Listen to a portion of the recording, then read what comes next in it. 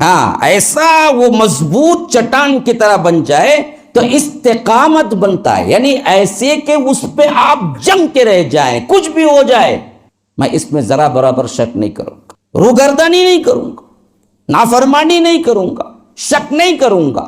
کس میں؟ اللہ نے جو کہا ہے، رسول نے جو کہا ہے اس کو مانوں گا، خواہ پوری دنیا میری مخالفت اور میرے خون کے پیاسی ہو جائے، کوئی مسئلہ نہیں مجھے، میں استقامت کے ساتھ رہوں گا۔ پوری دنیا مل کے تمہیں مجبور کر دی کہ تم سود کھاؤ، تم نے لاکھوں کا بزنس چھوڑا، کہا کہ ربنا اللہ، کھلانا پلانا رب کی ذمہ داری ہے، لاکھوں کا نقصان ہو تو ہو لیکن میں سود کا ایک پیسہ نہیں لوں۔ اللہ کہتا ہے تم مجھے پکارو، میرے ہی لیے کرو، یہ زندگی میرے لیے گزارو، میرے لیے عبادت کرو، تو جیسے ہی اللہ تعالیٰ اس دنیا سے بلائے گا، اعلان فرما دے گا کہ اب تمہیں کسی ولی کی نہیں، خود میں تمہارا ولی ہوں۔ ہزاروں کی کمائی کیسے نہیں بھائی؟ ارے بچی بیمار، مل صاحب بیٹی ہے کو فلاں میں ایسی ہے، بیوی آ کر یہ دردہ میں ہے، خرچہ ہو جاتا ڈاکٹراں کچھ پورا، اب ہوں گا اچھے۔ تو قرآن پڑھا کبھی؟ کون آج کہتا ہے کہ ہم سکون میں؟ اللہ کہتا ہے اگر تم میرے قرآن کو چھوڑو گے تو ہم تمہاری زندگی تنگ کر دیں گے۔ لاکھوں کمانے والا بھی تنگی میں ہے، فقیر بھی تنگی میں ہے، ہر کوئی پریشان ہے زندگی سے۔ لما حشرتنی اعمیٰ، اے میرے رب میں کیوں اندھا اٹھایا گیا آج، وقد کنت بصیرا، میں تو دنیا میں آنکھ والا تھا، بینا تھا، آج میں اندھا کیوں؟ اللہ کہے گا کذالک اتتک آیاتنا فنسیتها وکذالک اليوم تنسی، یہ اس واسطے کہ جب میری آیتیں تیرے پاس آیا کرتی تھی تو بھولا رہا، دنیا میں تو میرے قرآن سے اندھا بنا رہا، آج میں تجھے اندھا بنا کے اٹھا۔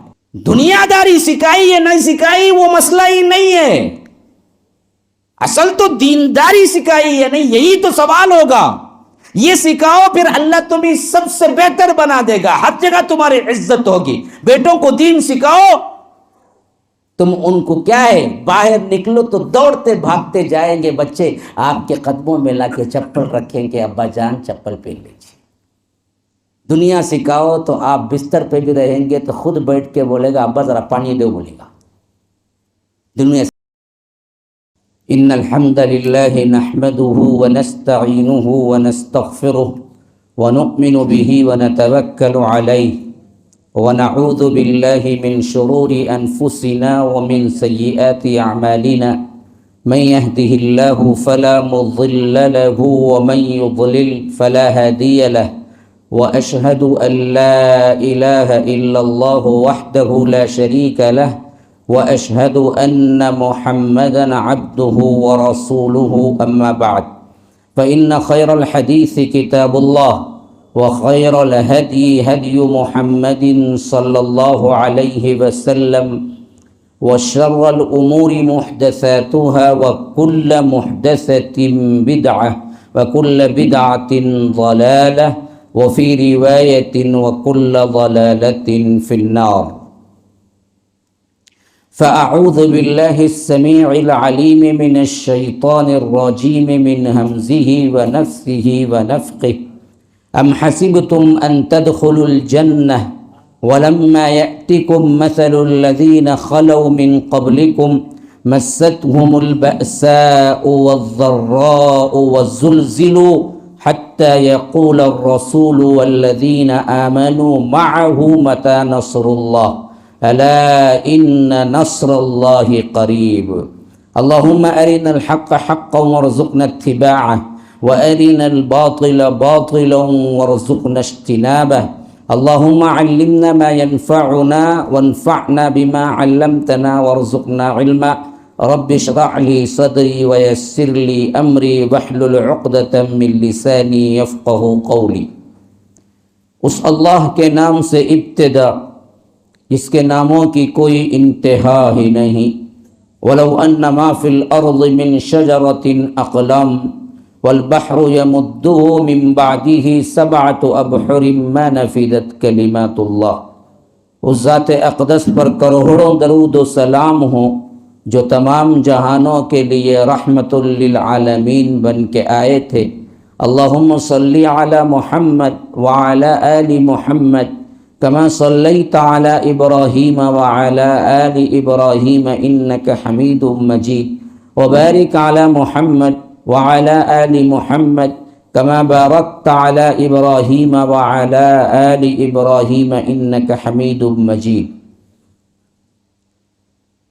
برادران اسلام، واجب الاحترام بزرگوں، دوستوں، عزیز ساتھیوں، لائق احترام ماؤں اور بہنوں، اللہ تبارک و تعالی نے اس دین کو نازل کیا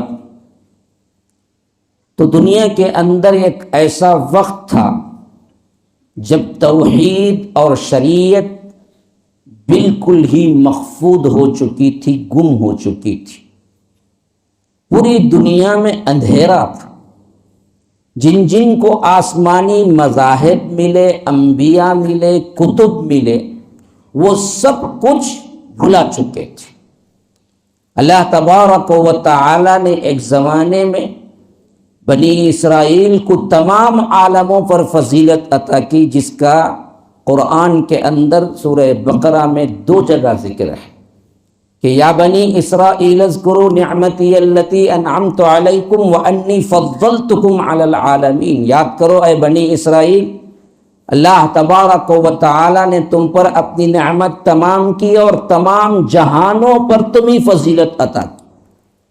لیکن وہ بدبخت تورات سے منحرف ہو چکے تھے، حضرت موسیٰ کا اسوہ بھی چھوڑ گئے تھے، حتیٰ کہ ان کی حالت یہ ہو گئی کہ جادو ٹونا ٹوٹکے میں لگے، جسے اللہ کہتا ہے کہ وَاتَّبَعُوا مَا تَتْلُو الشَّيَاطِينُ عَلَى مُلْكِ سُلَيْمَانَ وَمَا كَفَرَ سُلَيْمَانُ وَلَكِنَّ الشَّيَاطِينَ كَفَرُوا۔ سلیمان علیہ السلام کا نام لے کے یہ جادو پلیتے کرتے، لیکن بدبخت سلیمان نے کبھی کفر نہیں کیا۔ جادو تو کفر ہے، نام حضرت سلیمان کا لیتے۔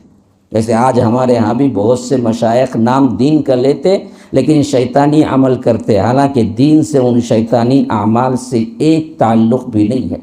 اور ہماری بیچاری عورتیں، خواتین جا جا کے وہاں پر تعویذ گنڈے بناتی ہیں، حالانکہ وہ سراسر شیطانیت ہوتی ہے۔ بہرکیف عیسیٰ علیہ السلام پھر آئے، اللہ نے ان کے ذریعے سے پھر اس دین کو، اس شریعت کو اور اس توحید کو بلند کرنے کے لیے بھیجا، لیکن عیسائی بھی 200-300 سال بعد مٹتے چلے گئے، حتیٰ کہ وہ زمانہ آ گیا جب حضرت سلمان فارسی خود کہتے ہیں، ایمان لانے سے پہلے آپ کو معلوم ہونا چاہیے حضرت سلمان فارسی کی کم از کم عمر جو روایتوں میں آئی ہے نا جی، وہ 120 سال ہے کم از کم۔ بعض روایتیں ہیں کہ 250 سال جیے تھے حضرت سلمان فارسی، کم از کم کی عمر 120 سال ہے۔ اور اس میں لطف یہ ہے کہ 60 سال وہ دیگر مذاہب میں سرچ کرتے رہے صحیح مذہب کیا ہے، اور ڈھونڈتے ڈھونڈتے مدینہ پہنچے۔ وہاں جا کے انہیں اللہ کے رسول صلی اللہ علیہ وسلم سے ملاقات ہوئی تو اس وقت ان کی عمر 60 سال تھی۔ پھر 60 سال جیے اسلام کی زندگی، گویا کہ جاہلیت کی زندگی 60 سال تھی، اسلام کی زندگی 60 سال تھی۔ تو 60 سال کی جو پہلے والی زندگی تھی اس میں وہ کہتے ہیں کہ مجھے 3 راہبوں کے ساتھ شاگردگی اختیار کرنے کا موقع ملا جو عیسائی تھے۔ ہر کوئی ان میں تھا عیسوی دین کو بالکل بھولا ہوا۔ پہلے کے پاس آیا وہ تھوڑا اچھا تھا، لیکن دوسرے کے پاس آیا واہیات قسم کا پیسے جمع کرنے والا، لوگوں سے اتنا پیسہ لیتا اور ایسے ایسے کام کرتا، حتیٰ کہ وہ مرا تو اس کے دولت گدے پہ، اس کے خزانوں پہ میں لے جا کے لوگوں کو بتلایا کہ تمہارا جو پیر و مرشد تھا اور تمہیں بتاتا تھا کہ یہ بڑا عالم ہے، علامہ ہے، تمہاری دعائیں قبول کرواتا تھا، سب کچھ پیسے کے لیے کرتا تھا، یہاں دیکھیے خزانے بھرے ہوئے ہیں۔ تو لوگوں نے اسے سولی پہ چڑھایا، اس کے بعد اس کی میت۔ پھر میں دوسرے سے ملا دین کے شوق میں، یہاں تک کہ آخری پادری جو ملا وہ مرتے وقت حضرت سلمان سے کہا کہ آج دین عیسوی پر کوئی بھی صحیح طور پر پیروی کرنے والا نہیں۔ تو حضرت سلمان فارسی کہتے ہیں کہ میں نے پوچھا پھر میں کہاں جاؤں؟ کہا کہ ہماری کتابوں میں یہ لکھا ہوا ہے کہ اس نبی کا وقت آ گیا ہے جو کھجوروں کے جھنڈ کی طرف ہجرت کرے گا، اگر تجھے موقع ملے تو وہاں چلا جا جہاں کھجوروں کے جھنڈ ہوں گے۔ حضرت سلمان فارسی کہتے ہیں کہ میں پھر وہاں سے نکلا اور تلاش کرتا کرتا نکلا تو راستے میں بعض لوگوں نے مجھے غلام بنا لیا، اور یہ اتفاق دیکھو وہ غلام لے آ کے جہاں فروخت کیے وہ مدینے کے دور سے بالکل تھوڑی دور پہ ایک یہودی گھرانہ تھا، اس نے خرید لیا۔ اور پھر میں وہاں پر گیا 2-3 مرتبہ تو مدینہ دیکھا کہ ہر طرف کھجوروں کے جھنڈ ہیں، تو میں تو کہا کہ یہ تو وہی جگہ لگتی ہے جو آخری میں میرے کیا ہے استاد نے کہا تھا۔ اور کچھ دن نہیں ہوئے مجھے معلوم ہوا کہ ایک نبی بھی ہجرت کر کے آیا ہوا ہے۔ میں دوڑا بھاگا گیا، جو مجھے سکھایا گیا تھا اس استاد کے ذریعے میں نے کہا کہ آپ اللہ کے نبی کہتے ہیں یہ میری طرف سے چند چیزیں ہیں جو میں آپ کو تحفتاً دیا۔ اللہ کے رسول صلی اللہ علیہ وسلم نے اس کو کھایا بھی اور کہا کہ دوسرے صحابوں کو بھی کیا ہے کچھ کھا لو بانٹ دو۔ لیکن اسی طرح پھر ایک موقع ایسا آیا کہ وہ کچھ کھجوریں لے کے آئے، کہے کہ اللہ کے رسول صلی اللہ علیہ وسلم یہ میں آپ کے لیے لایا ہوں لیکن یہ صدقتاً لایا ہوں، صدقہ ہے۔ تو کہا کہ ہم صدقہ نہیں کھاتے، یہ اللہ تبارک و تعالی نے ہم امت مسلمہ کے لیے بڑے اعلیٰ ہیں اور بنی ہاشم کے لیے صدقہ جائز نہیں ہے، صحابہ کو کہو وہ کھائیں گے، میں نہیں کھاتا۔ تو میری زبان سے بے اختیار نکلا کہ اب تو 2 نشانیاں پوری ہو گئی۔ پھر میں ارد گرد چکر لگانے لگا تو اللہ کے رسول صلی اللہ علیہ وسلم نے میری جو اصل بات تھی اس کی حقیقت کو جان لیا اور اپنے کندھے سے چادر کو یوں سرکایا تو مہر نبوت جو بالکل دونوں کھندوں کے درمیان پیچھے ہوتی تھی ایک بلے کی شکل میں بالکل چھوٹا سا ابھرا ہوا ایک ایسا گوشت تھا جس پر تل اور بال لگے ہوئے تھے، وہ مہر نبوت اسی سے پہچانتے تھے۔ اور پچھلے زمانے کے لوگ تورات اور انجیل میں نشانیاں لکھی ہوئی تھی، تو میں نے اصل میں اس کو دیکھا تو بے اختیار دوڑا اور چوما بوسا دیا، کہا کہ آپ اللہ کے رسول ہیں، اسی نشانی کا انتظار تھا۔ تب جا کے اللہ کے رسول صلی اللہ علیہ وسلم نے پوچھا کہ اے سلمان آخر ماجرا کیا ہے تمہارا؟ تو میں نے کہا کہ اللہ کے رسول آپ کی تلاش میں، صحیح دین کی تلاش میں میں کب نکلا تھا اور میرے سے تقریباً 3 پادریوں سے ملاقات ہوئی، آگے بڑھتا رہا، آخری جو میرا استاد تھا اس نے بتایا کہ وہ نبی جس کے لیے ہم انتظار کر رہے ہیں وہ صدقہ نہیں کھائے گا، وہ تحفہ لے گا اور اس کے دونوں کندھوں کے درمیان مہر نبوت ہوگی، اگر وہ مل جائے تو اس کی پیروی کر لینا۔ آج مجھے مل گئے ہیں، اللہ کے رسول مجھے اپنے قدموں میں رکھ لیجئے، میں کہیں نہیں جاتا۔ اللہ کے رسول صلی اللہ علیہ وسلم نے کہا کہ نہیں، تم غلام بن کے آئے ہو، ہم تمہیں آزاد کروائیں گے۔ پھر آزاد کیا، پوری زندگی اللہ کے رسول صلی اللہ علیہ وسلم کی خدمت میں لگے رہے، حتیٰ کہ جب انصار و مہاجرین کے درمیان ایک طرح کا نزاع ہو گیا پیدا کہ کون انصار کے ساتھ ہیں، یا اگر سلمان انصار کے ہیں یا مہاجرین کے ہیں، تو اللہ کے رسول صلی اللہ علیہ وسلم نے کہا نہ انصار کا ہیں سلمان، نہ انصار کے ہیں نہ مہاجرین کے ہیں، سلمان میرے خاندان سے۔ بتانے کا مقصود یہ تھا، اصل میں ابھی میں ٹاپک پہ نہیں آیا ہوں، میں تمہید باندھ رہا ہوں، آپ تمہید کے ساتھ شوق ذوق بتلائیں گے تو پھر میں ٹاپک پہ آؤں گا۔ تو میں بتانے کا مقصد یہ ہے کہ جس وقت جناب محمد الرسول اللہ صلی اللہ علیہ وسلم اس دنیا میں تشریف لائے تھے، اندھیرا گھٹ، جتنے آسمانی مذاہب سب کے سب مٹ چکے تھے، تحریف ہو چکے تھے، یحرفون الکلم عن مواضعہ، نبیوں کی تعلیمات کو بھلا دیا گیا تھا، آسمانی صحیفوں کو تبدیل کر دیا گیا تھا، جو یہودی تھے وہ بھی بھٹک گئے، جو نصرانی تھے وہ بھی بھٹک گئے، ادھر ایشیائی ممالک میں جو ہندوستانی طور پر جتنے ممالک تھے ان سب کی اتاہ گہرائیاں، ان سب کی تاریکیاں، ان سب کی گمراہیاں اتنی اتاہ گہرائیوں میں پہنچ چکی تھی کہ یہ بدبخت لوگ جینے کا مفہوم ہی نہیں جانتے تھے۔ انہوں نے تو انسانوں کو بانٹ کے چھوڑ دیا تھا کہ کوئی کھدے سے نکلا، کوئی کمر سے نکلا، کوئی کیا ہے ٹخنے سے نکلا، کوئی پاؤں سے شودر نکلا، اور برہمن اور شودروں میں اتنا فاصلہ کر دیا کہ کہا کہ شودر پیدا ہوا ہی برہمن کی خدمت کرنے کے لیے۔ اگر وہ غلطی سے بھی وید کے کوئی الفاظ سن لے تو سیسا پھیلا کے اس کے کان میں ڈال دیا جاتا، اور اگر صبح صبح برہمن کسی شودر کو دیکھ لے تو اس کے آنکھوں کو سلاخوں کے ساتھ ڈال کے اس کے آنکھوں کو نکال کے پھینک دیا جاتا۔ یہ ظلم و ستم ہندوستان اور اطراف و اکناف کے ممالک پہ تھا۔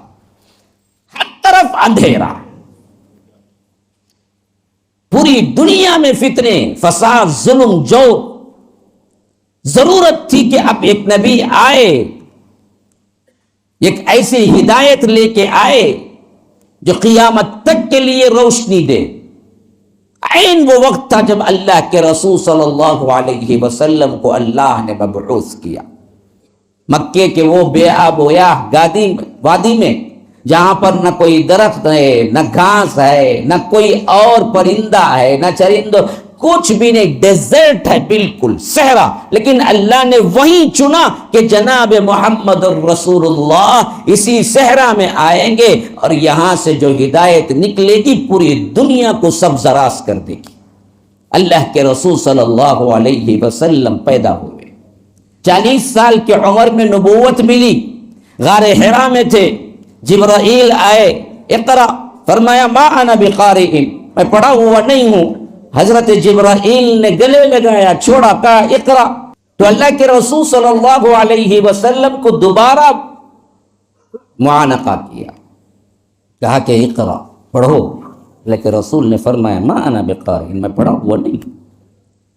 پھر سہبارہ ہوا، پھر فرمایا کہ اقرا بسم ربک الذی خلق خلق الانسان من علق اقرأ وربک الاکرم الذی علم بالقلم علم الانسان ما لم يعلم۔ یہ 5 وحی کے آیات ہیں سورہ علق کے، جب اللہ کے رسول صلی اللہ علیہ وسلم لے کے اپنے بیوی امی خدیجۃ الکبریٰ کے پاس پہنچے۔ یہاں سے اس دین کی تبلیغ کا آغاز ہوا۔ 3 سال تو وہ مرحلہ رہا، اس میں اللہ کے رسول صلی اللہ علیہ وسلم نے خاص صرف اپنوں سے کہا۔ صدیق اکبر ایمان لے آئے، عثمان غنی ایمان لے آئے، ان کے ذریعے سے پھر صہیب ایمان لے آئے، سمیہ ایمان لے آئی، عمار ایمان لے آئے، خباب ایمان لے آئے۔ اسی طرح وہ غلام جو عرصہ دراز سے تنگ تھے اپنے آقاؤں سے، وہ سب ایمان لے آئے، یہاں تک کہ 14 سال نبوت کا شروع ہوا تو وحی ہوئی کہ اے اللہ کے رسول صلی اللہ علیہ وسلم آپ ڈنکے کی چوٹ پہ کھلے عام دعوت دیجیے۔ ہاں، وَأَعْرِضْ عَنِ الْمُشْرِكِينَ، مشرکین سے منہ پھیر لیجیے، فَاصْدَعْ بِمَا تُؤْمَرُ، جو حکم آپ کو دیا جا رہا ہے اس کو علی اعلان کہیے، اور مشرکین کیا کریں گے، کیسا سلوک کریں گے، اس معاملے میں آپ بالکل ہی اللہ پہ بھروسہ کیجئے۔ تو اللہ کے رسول صلی اللہ علیہ وسلم کوہ صفا پہ کھڑے ہو گئے۔ اس زمانے میں بلانے کا ایک ایمرجنسی، جیسے ہمارے یہاں کا ایمبولینس وغیرہ کا سسٹم ہے کہ فوری طور پر راستہ دو، تو ایسا اس زمانے میں کسی کو مجمع کو فوری بلانا ہوتا، اکٹھا کرنا ہوتا، تو ایک سائرن کا آواز، ایک سائرن کے الفاظ تھے جو یا صباحا کہا جاتا ہے، ہائے صبح۔ تو لوگ سمجھتے کوئی ایمرجنسی ہے، فوری جانا ہے، تو اللہ کے رسول صلی اللہ علیہ وسلم کوہ صفا پہ کھڑے ہوئے اور نعرہ لگایا کہ یا صباحا۔ تو لوگ دوڑے بھاگتے آئے کہ پتہ نہیں، وہ بھی محمد الرسول اللہ جن کو آنکھوں پہ بٹھاتے تھے۔ نبوت سے پہلے صادق الامین کا خطاب ملا تھا، تھوڑا پیچھے، نبوت سے پہلے صادق اور امین کا خطاب ملا تھا، اور اللہ تبارک و تعالی نے ایسی عزت دی تھی ماشاء اللہ کہ ہر کوئی پلکیں بچھاتا تھا، ہر کوئی مانتا تھا کہ آپ امین ہیں، آپ صادق ہیں، آپ سچ بولنے والے، آپ نے کبھی کسی کو دھوکہ نہیں دیا۔ اب وہ شخصیت بلا رہی ہے تو لوگوں نے سمجھا کہ کوئی اہم ایمرجنسی ہوگی، تبھی اللہ کے رسول صلی اللہ علیہ وسلم، جو کہ وہ لوگ محمد ابن عبداللہ ہی جانتے تھے، بلائے ہیں، فوری بھاگے دوڑے آئے۔ تو اللہ کے رسول صلی اللہ علیہ وسلم نے فرمایا کہ لوگوں اگر میں کہوں کہ پیچھے سے ایک لشکر ہے، کیونکہ میں پہاڑی پہ کھڑا ہوا ہوں، آگے بھی دیکھ سکتا ہوں پیچھے بھی، اور میں تمہیں اطلاع دوں کہ پیچھے سے ایک لشکر ہے جو تم پہ حملہ کرنا چاہتا ہے، تو کیا تم مان لو گے؟ تو تمام مشرکین مکہ نے کہا کہ ہاں، ما جربنا کا الا صدقا، ہم نے کبھی نہیں دیکھا کہ آپ کو جھوٹ بولتے ہوئے، اگر آپ کہیں گے تو ہم مان لیں گے۔ جب یہ تصدیق ہو گئی ایمان کی اور زبان کی یہ حالت تھی، اور یہ اس طرح لوگ چاہتے تھے اللہ کے رسول کو، اور اس طرح سچائی کا ڈنکا قوم میں بجتا تھا اللہ کے رسول صلی اللہ علیہ وسلم کی، تو تب جا کے اللہ کے رسول صلی اللہ علیہ وسلم نے فرمایا کہ لوگوں سنو، میں تمہیں ایک بہت بڑے عذاب کے دن سے ڈرانے کے لیے بھیجا گیا ہوں، میں اللہ کا رسول ہوں، ایک اللہ کو مانو، بتوں کی گندگی سے الگ رہو، اللہ کے علاوہ تمام معبودوں کو چھوڑو، ایک ہی اللہ ہے اور میں اس کی طرف سے رسول بن کے آیا ہوں، میری پیروی کرو اور ایک اللہ کو مانو۔ تو لوگ بغتے گالیاں دیتے نکل گئے، لیکن سب سے بڑی شرارت تو ابو لہب نے کی، وہ آگے آیا، مٹی اٹھائی اور اللہ کے رسول صلی اللہ علیہ وسلم کے چہرے مبارک پہ پھینکا، کہا کہ تبا لک یا محمد، نعوذ باللہ ثم نعوذ باللہ، آپ ہلاک و برباد ہو محمد صلی اللہ علیہ وسلم، اس واسطے آپ نے ہم کو جمع کیا۔ تو اللہ کی رحمت ساتوں آسمانوں کے اوپر سے آئی، جوش کے اندر یہی الفاظ لے کے کہ تبت یدا ابی لہب وتب، بدبخت، اللہ کے رسول کے ہاتھ ہلاک و برباد نہیں بلکہ تیرے ہاتھ دونوں ہلاک و برباد ہوں اور تو خود بھی ہلاک و برباد ہو۔ رب نے قیامت تک کے لیے بد دعا رکھ دی، جب بھی آپ قرآن پڑھیں گے اور سورہ لہب پڑھیں گے تو اس پہ لعنت کریں گے کہ تبت یدا ابی لہب وتب، کہ ابو لہب کے ہاتھ ٹوٹے، وہ ہلاک و برباد ہو۔ اللہ کے رسول تو سراپا رحمت بن کے آئے ہیں۔ تو یہاں سے جو مخالفت کا آغاز ہوا میرے بھائیوں، یاد رکھو پھر استقامت فی الدین کے وہ مناظر نظر آئے جو میں کہہ سکتا ہوں کہ نہ آج نہ مستقبل میں کہیں نہ قیامت تک کوئی ایسا مثال آپ کے سامنے لایا جا سکتا ہے جنہوں نے اس دین کے لیے تن من دھن سب کچھ لگا دیا۔ اب میں اپنے ٹاپک پہ آیا، استقامت کیا مطلب؟ اقامت، ہم بولتے ہیں نا نماز کو کھڑے ہوتے ہیں، اقامت بولو بھائی، ہے نا، اقامت، اسی سے استقامت، جم جانا، یہ تو کھڑے ہونا ہے نا جی، لیکن کھڑے ہونے میں ایسا مفہوم شامل ہو جائے کہ ایسا کھڑے چٹان بھی ہل جائے لیکن وہ نہ ہلے، ہاں ایسا وہ مضبوط چٹان کی طرح بن جائے تو استقامت بنتا ہے، یعنی ایسے کہ اس پہ آپ جم کے رہ جائیں، کچھ بھی ہو جائے۔ میں اس میں ذرا برابر شک نہیں کروں گا، روگردانی نہیں کروں گا، نافرمانی نہیں کروں گا، شک نہیں کروں گا، کس میں؟ اللہ نے جو کہا ہے، رسول نے جو کہا ہے اس کو مانوں گا، خواہ پوری دنیا میری مخالفت اور میرے خون کے پیاسی ہو جائے، کوئی مسئلہ نہیں، مجھے میں استقامت کے ساتھ رہوں گا۔ یہ ہے فی الدین۔ ہماری استقامت فی الدین اتنی بری حالت میں، وہ تو کچھ بیان کرنے کے لائق ہی نہیں ہے، اگر وقت ملا تو میں آؤں گا وہاں پر۔ لیکن اصل میں استقامت فی الدین کی اعتبار سے صحابہ اور سیرت النبی صلی اللہ علیہ وسلم کے اندر جو واقعات ہمیں ملتے ہیں وہ خود کافی ہیں۔ اگر ہم ان واقعات سے اپنا جائزہ لے لیں تو خود کافی ہے کہ آج حالت ہماری ایمان کی کیا ہے۔ جس استقامت فی الدین کے سلسلے میں رب العالمین نے جو خوشخبری دی ہے، وہ خوشخبری ہم پڑھ لیں پھر آگے چلیں۔ فرمایا ان الذین قالوا ربنا اللہ ثم استقاموا، بے شک جو لوگ کہتے ہیں کہ اللہ میرا رب ہے، بس ایک جملہ، یہ ایک جملہ نہیں ہے، یہ پوری تمہاری زندگی کا نچوڑ ہے۔ خالی لا الہ الا اللہ کہہ دینا سود بھی کھانا، لا الہ الا اللہ کہہ دینا حرام کاری بھی کرنا، لا الہ الا اللہ کہہ دینا موویز بھی دیکھنا، لا الہ الا اللہ کہہ دینا پھر میوزک اور آپ کے اندر ڈانس وغیرہ بھی ہوتے رہے، لا الہ الا اللہ بھی کہیں، اپنی منمانی من پسند زندگی بھی گزارتے رہے۔ یہ جملہ نہیں ہے، یہ پوری زندگی کا نچوڑ اور ایک وعدہ ہے کہ ان الذین قالوا ربنا اللہ، اللہ ہی میرا رب ہے۔ پھر فرمایا ثم استقام، پھر اس پر جم گئے، آندھی آئی، طوفان آیا، سیلاب، کچھ نہیں، کوئی اس ربنا اللہ کے جملے سے تمہیں ہٹا نہ سکا۔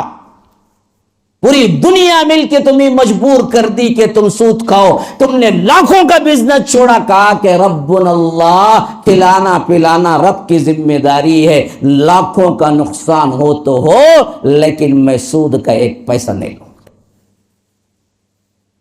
ادھر کروڑوں کا بیپار کرنے والا کھڑا ہوا ہے اور ادھر کیا ہے، حی علی الصلاح حی علی الفلاح کا نعرہ ہے، اور ادھر گاہک کہتا ہے کہ ذرا 2-3 منٹ میرے لیے دے دو کہ تمہیں 10,000 کا نفع ہو، تم کہتے ہو کہ لات مارتا ہوں 10,000 نہیں 10 لاکھ کے نفع کو، میرا رب کا پیغام آیا ہے، میں نکلتا ہوں اور رب سے پہلے پیغام کا جو کچھ بھی مطالبہ ہے وہ میں ادا کروں گا، پھر آؤں گا بزنس کے لیے۔ یہ ربنا اللہ ہے، یہ استقامت ہے۔ ہاں، وہ جو مشہور ہوا تھا نا جی ویڈیو میں، جب باراک اوباما آیا تھا امریکہ کا پریزیڈنٹ، اور سعودی عربیہ میں جو شیخ تھے، خاص طور پر سلمان کے زمانے میں، ابھی تو بیٹے کا بہت نام ہے لیکن ان کے باپ جو بوڑھے تھے، اسی وقت اسی محفل کے اندر، اسی محل کے اندر اذان کا بھی سسٹم ہے، کیونکہ وہاں پر ہر محل میں نماز اور اذان کا سسٹم ہوتا، تو جیسے ہی اذان ہوئی باراک اوباما سے انہوں نے ہاتھ بھی نہیں ملایا کہ ہاتھ بھی بعد میں ملائیں گے، میرے رب کا فرمان آیا ہے میں پہلے نماز پڑھ لوں پھر آ کے ہاتھ میں، وہ ہاتھ ایسے کرتے رہ گیا اور پریشان کھڑا تھا کہ پوری دنیا مجھ سے ملنے میں کم از کم 1 سال لگاتی ہے، 1 سال باراک اوباما امریکہ کا جو پریزیڈنٹ ہوتا ہے اس سے ملاقات کے لیے 1 سال لگتا ہے۔ اگر آپ واقعتاً کوشش کریں اسی لیول پہ جس طرح اس نے رکھا ہے کنڈیشن، تو 1 سال لگتا ہے اس سے ہاتھ ملانے کے لیے۔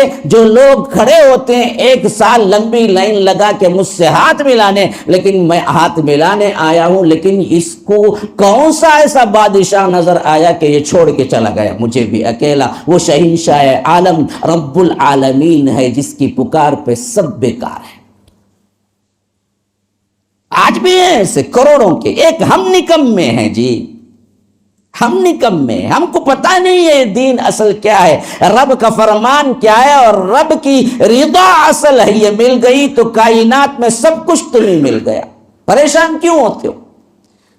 تم جس دولت سے محبت کرتے ہو، جو عیش سے محبت کرتے ہو، جو بینک بیلنس کاروں سے محبت کرتے ہو، صرف تم کو اللہ تبارک و تعالی کی محبت ہوگی اور اللہ کو تم پالو گے تو یہ تمام چیزیں تمہاری قدم چومیں گے اور تم لات مارو گے۔ لیکن ہم ان کو بڑا بنا لیا، ہم نے سمجھا کہ دنیا ہی بہت بڑی چیز ہے، یہ مل گئی تو اصل کامیابی ہے۔ تو اللہ نے کہا کہ چل دنیا کے پیچھے ہی کتے کی طرح مرتا ہے، فَمَثَلُهُ كَمَثَلِ الْكَلْبِ، اس کی مثال کتے کی سی ہو گئی۔ ہاں، میں میری بات نہیں کہہ رہا ہوں، قرآن کی آیت، ہاں، کہ اللہ تبارک و تعالی نے ایک بندے کو اٹھانا چاہا دین دے کر، لیکن وہ دین کو قبول نہیں، دنیا سے چمٹ کے رہ گیا۔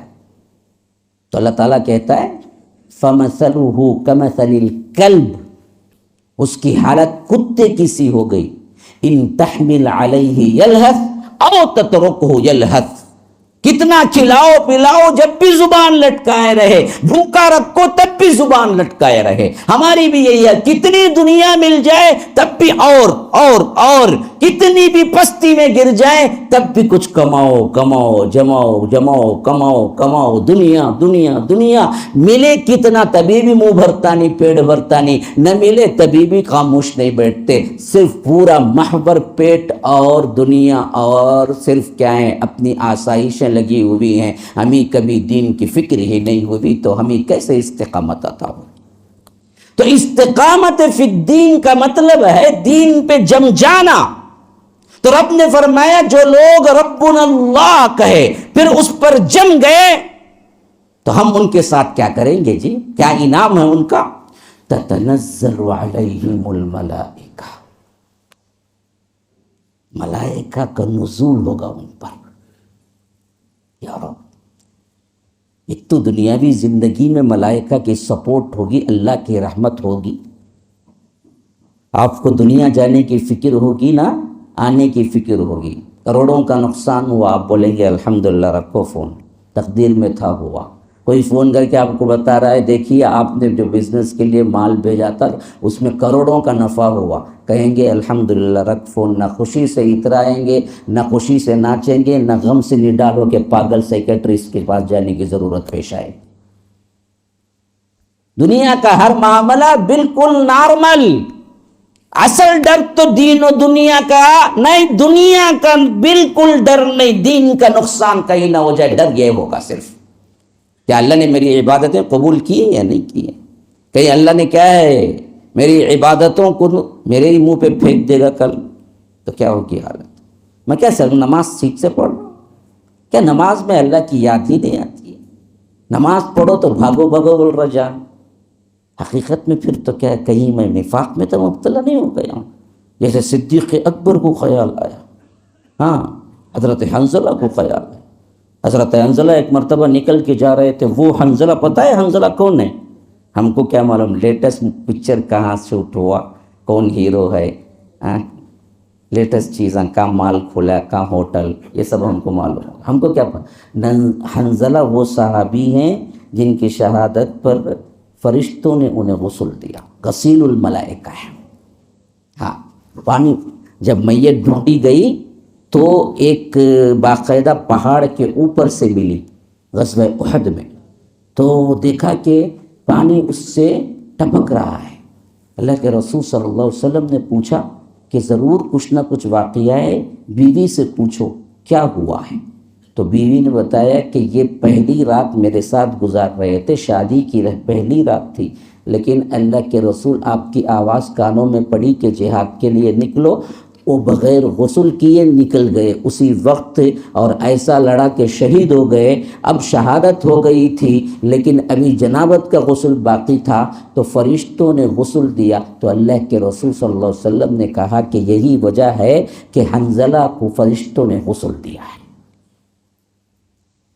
یہ حنظلہ یہ کہتے ہوئے باہر نکل رہے ہیں ایک مرتبہ گھر سے کہ نافق حنظلہ، نافق حنظلہ، نافق حنظلہ منافق ہو گیا، حنظلہ منافق ہو گیا، حنظلہ منافق ہو گیا.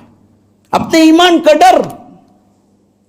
کیوں؟ مسجد میں دل نہیں لگ رہا، اللہ کی یاد میں دل نہیں لگ رہا، قرآن پڑھنے کی خواہش نہیں ہو رہی ہے. حنظلہ رضی اللہ عنہ کا معاملہ صرف اتنا تھا کہ اللہ کے رسول صلی اللہ علیہ وسلم کی مجلس میں بیٹھتے تو اس وقت ایمان کی حالت کچھ اور ہوتی، جب گھر میں پہنچ جاتے تو ایمان کی حالت کچھ اور ہوتی، تھوڑی سی کمی ہو جاتی. تو انہوں نے سمجھا اچھا اللہ کے رسول صلی اللہ علیہ وسلم کی محفل میں کچھ اور ہے، اللہ کے رسول صلی اللہ علیہ وسلم کی محفل چھوڑ کے گھر آئے تو اس میں کچھ اور ہے، شاید یہ نشانی نفاق کی ہے. یہ کہتے ہوئے باہر آ گئے. نافق حنظلہ. راستے میں ابو بکر نے پوچھا کیا حنظلہ کیا بات ہو گئی، تم کیوں نافق حنظلہ کہتے ہو اپنے آپ کو؟ کہا کہ ہم گھر میں ہوتے ہیں تو وہ ایمانی کیفیت نہیں ہوتی جو اللہ کے رسول صلی اللہ علیہ وسلم کے مجلس میں ہوتی ہے. تو صدیق اکبر نے کہا کہ میں بھی میری بھی یہی حالت ہے، چلو جا کے اللہ کے رسول سے پوچھیں گے. اپنے ایمان کو ٹٹولو، ہمیشہ دیکھو کہ تمہارے دل کے اندر کتنا لگاؤ ہے، کتنی محبت ہے. تبھی تو آپ کو معلوم ہوگا ایمان ہے بھی یا نہیں ہے. ہاں، جس کے پاس دولت ہوگی اس کو نہ بھائی چوری کا خطرہ ہوگا. آپ بات نہیں سمجھ رہے ہیں. جس کے پاس مال ہے اسے تو چوری کا خطرہ ہے، جس کے پاس 1 روپیہ بھی نہیں ہے اسے چوری کا خطرہ کیا؟ تو ایمان ہوگا تو نفاق کا ڈر ہوگا، ایمان نہیں ہوگا تو نفاق کا ڈر ہی نہیں ہوگا. ہم کو کبھی نفاق کا ڈر ہوتا ہی نہیں. وجہ یہ ہے کہ پہلے ایمان ہی نہیں ہے. ایمان ہو تو پھر چوری کا ڈر جیسے پیسے والے کو ہوگا نا جی. اسی لیے حدیث میں فرمایا گیا ما امینہ الا منافق، نفاق سے امن میں وہی رہتا ہے جو منافق ہے. ما خافہ الا مومن، جو اس سے ڈرا رہتا ہے وہی مومن ہوتا ہے.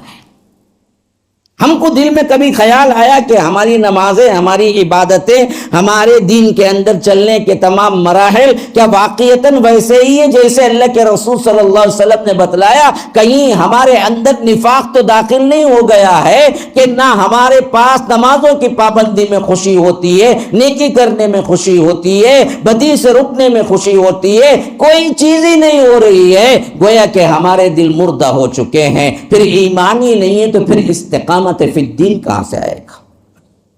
تو اسی لیے فرمایا کہ گفٹ رب کا یہ ہوگا کہ تتنزل علیہم الملائکہ، ہم ملائکہ کو نازل کریں گے. کب جیے؟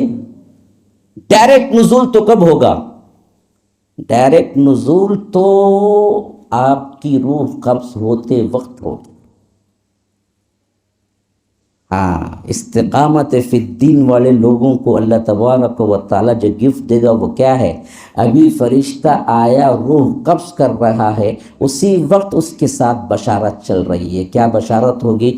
اللہ تخافوا، دیکھو ڈرو مت، ولا تحزنوا، غم نہ کھاؤ، وابشروا بالجنہ، جنت کی بشارت یہی لے لو، الذی کنتم توعدون، جس کا وعدہ تمہیں اسلام کے ذریعے کیا جاتا رہا. تم اسی وعدے پر اپنی زندگی گزارتے رہے کہ اللہ سے ڈر ڈر کے مجھے جنت ہونا ہے. تو اسی وقت جب روح قبض کرنے کے فرشتے آئیں گے، ساتھ میں یہ فرشتے بھی نازل ہو کے کہیں گے کہ ڈرنے کی ضرورت نہیں ہے، تمہیں تخافوا ولا تحزنوا، تمہیں غمگین ہونے کی کوئی ضرورت نہیں ہے. وابشروا بالجنہ، یہی جنت کی بشارت لے لو، الذی کنتم توعدون، جس کا وعدہ تم سے کیا جاتا رہا. نحن اولیاء حکم، ارے بدبختو کہاں ولیوں کے پیچھے تم بھاگتے ہو؟ اللہ کہتا ہے ایسے لوگوں کے ہم ولی ہوتے ہیں. آج ہماری بدبختی یہ ہے کہ ہم الٹا ولیوں کو ڈھونڈ کے جاتے ہیں. اللہ کہتا ہے تم مجھے پکارو، میرے ہی لیے کرو، زندگی میرے لیے گزارو، میرے ہی لیے عبادت کرو. تو جیسے ہی اللہ تعالیٰ اس دنیا سے بلائے گا، اعلان فرما دے گا کہ اب تمہیں کسی ولی کی نہیں، خود میں تمہارا ولی ہوں، تمہارا دوست ہوں. نحن اولیاؤکم، ہاں ہم، نحن. آپ کو شک ہے تو جا کے پڑھ لیجئے قرآن میں جو آیتیں میں نے دے رہا ہوں، یہ پورے کے پورے آپ کے اپنے کتنے خواہش مند ترجمے ہیں، اسی میں جا کے پڑھ لیجئے. نحن، ہم، اولیاؤکم، تمہارے دوست ہیں. اب کب؟ فی الحیات الدنیا وفی الآخرہ، آخرت کی اب زندگی میں بھی، دنیا کی زندگی میں بھی ہم تمہارے ہی دوست ہیں، تمہارے مددگار ہیں. اب کیا ہوگا؟ وَلَكُمْ فِيهَا مَا تَشْتَهِي أَنفُسُكُمْ، تمہارے نفس جو جو چاہتے ہیں تم کو سب کچھ ملے گا. اب آخرت جنت میں کیا چاہے کرتے رہو. یہاں ریسٹرکشن ہے، وہاں کوئی ریسٹرکشن نہیں ہے. تمہیں جو چاہے کھاؤ پیو، اللہ تعالیٰ ہر چیز تمہیں دے گا. ما تشتہی انفسکم وَلَكُمْ فِيهَا مَا تَدَّعُونَ، تمہارے لیے ہر چیز کی تیاری کر رکھی ہے ہم نے. نزلا من غفور الرحیم، غفور الرحیم رب کی طرف سے یہ نزل ہوگا تم لوگوں کو. نزل کسے کہتے ہیں پتہ ہے؟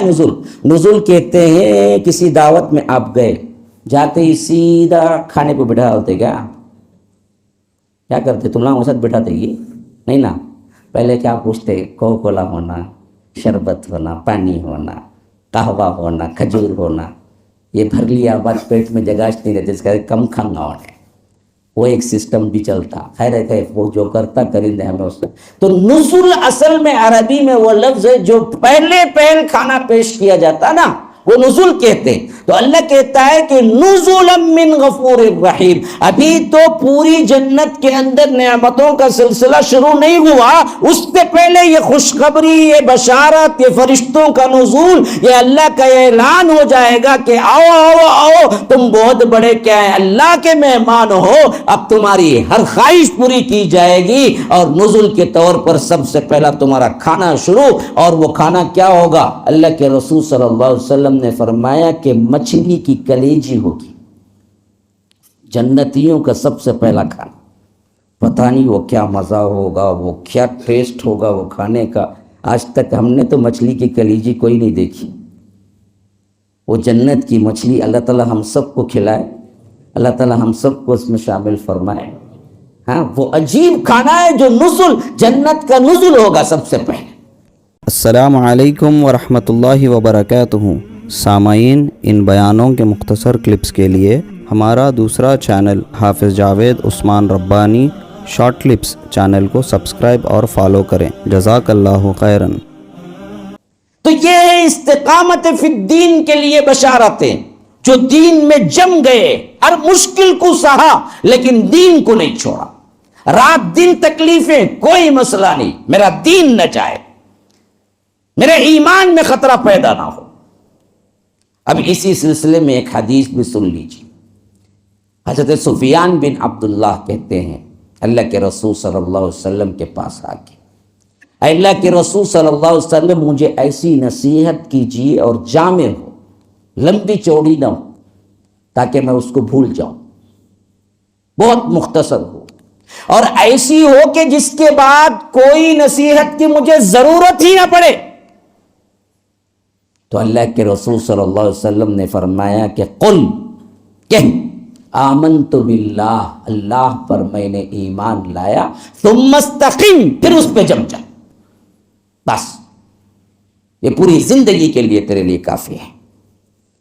کہہ کہ میں اللہ پر ایمان لایا، پھر اس پہ استقامت کے ساتھ جم جا. پوچھنے والے صحابی کیا پوچھ رہے ہیں؟ مختصر ہو، کوئی اور اس کے بعد مجھے نصیحت کی ضرورت نہ پڑے، ایسی جامع ہو. تو اللہ کے رسول صلی اللہ علیہ وسلم نے فرمایا کہ قل آمنت باللہ ثم استقم، کہہ کہ میں اللہ پر ایمان لایا پھر اس پہ جم جا. یہ ہے استقامت فی الدین. اب آئیے استقامت فی الدین کے سلسلے میں وہیں سے جوڑتا ہوں جہاں سے میں نے بات شروع کی، کہ جب اللہ کے رسول صلی اللہ علیہ وسلم نے اعلان کیا اور ادھر ابو لہب نے اللہ کے رسول صلی اللہ علیہ وسلم کو ایذا دی اور وہاں سے وہ نکل گیا، تو جو لوگ ایمان قبول کیے پہلے ان پر کیا کیا اذیتیں ٹوٹی. اگر آپ واقعتاً کچھ بھی درد دل رکھتے ہوں تو آپ کے آنسو نہیں ٹھہریں گے، رونگٹے کھڑے ہو جائیں گے. جس کا 1000واں حصہ بھی ہم نے کبھی دیکھا بھی نہیں ہے، اور پتہ نہیں ہم نے اسلام کے لیے کوئی گالی سنی ہو. اگر ایک گالی بھی ہمیں پڑے تو شاید ہم اسلام پر قائم رہیں گے یا نہیں، ہم کو پتہ نہیں ہے. اتنا کمزور ہمارا ایمان اور اسلام ہے.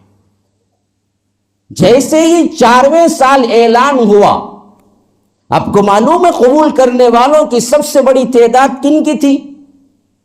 غلاموں کی تھی. وہ لوگ جسے معاشرے میں کوئی حیثیت نہیں تھی، اور عرب معاشرے میں تو غلاموں کی کوئی حیثیت نہیں، بکاؤ مال کی طرح تھے. جو چاہے ان کو خرید لیتا، جو چاہے ان کو بیچ لیتا. پیسے میں چیزیں جیسے خریدتے ہیں ویسے ہی انسانوں کی خرید و فروخت بھی ہوتی تھی، اور جو لینے والا ہوتا تھا وہ مکمل اختیار رکھتا تھا، چاہے اس کو کھلائے پلائے کام لے، چاہے بغیر کھلائے پلائے کام لے، چاہے اس کو مار دے، کوئی عدالت نہیں تھی پوچھنے والی کہ آخر تم نے اس کے ساتھ کیا سلوک کیا. کیوں؟ وہ غلام تھا اس کا اپنا، چاہے تو وہ بھیڑ بکریوں کی طرح رکھے، چاہے تو وہ جانوروں کی طرح رکھے، جو چاہے کرے، اسے کوئی پوچھنے والا نہیں تھا. لیکن اللہ تبارک و تعالی نے ان لوگوں کو ہی پہلے سابقون الاولون کے طور پہ چنا، سبقت کرنے والے. سب سے پہلے اسلام قبول کرنے والے، ان میں حضرت بلال ہیں، حضرت سمیہ ہیں، حضرت عمار ہیں، اور اسی طرح آگے چلیے حضرت خباب ہیں، حضرت ابو فہیکہ ہیں، زنیرہ ہیں۔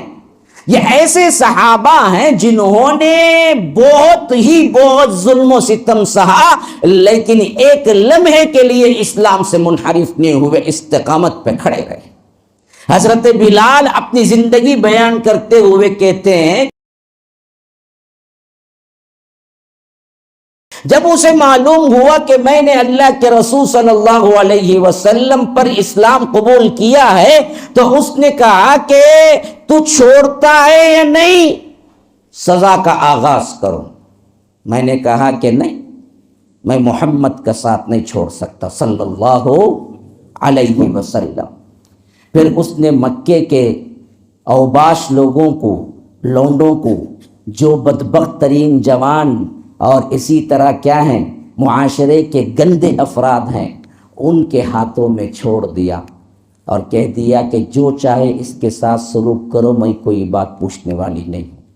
یہ اوباش لڑکے مجھے باندھتے تھے اور تپتی ہوئی مکے کی ریت میں ایسے ہی بغیر کپڑے کے کھینچتے تھے، جس سے میرے جسم کی تار، میرے جسم کی جلد پوری تار تار ہوتی، خون رستا، یہاں تک کہ وہ کھینچ کے لے جاتے اور اتنا مارتے میرا ہی بالکل ہوش میں کھو بیٹھا، بے ہوش ہو جاتا۔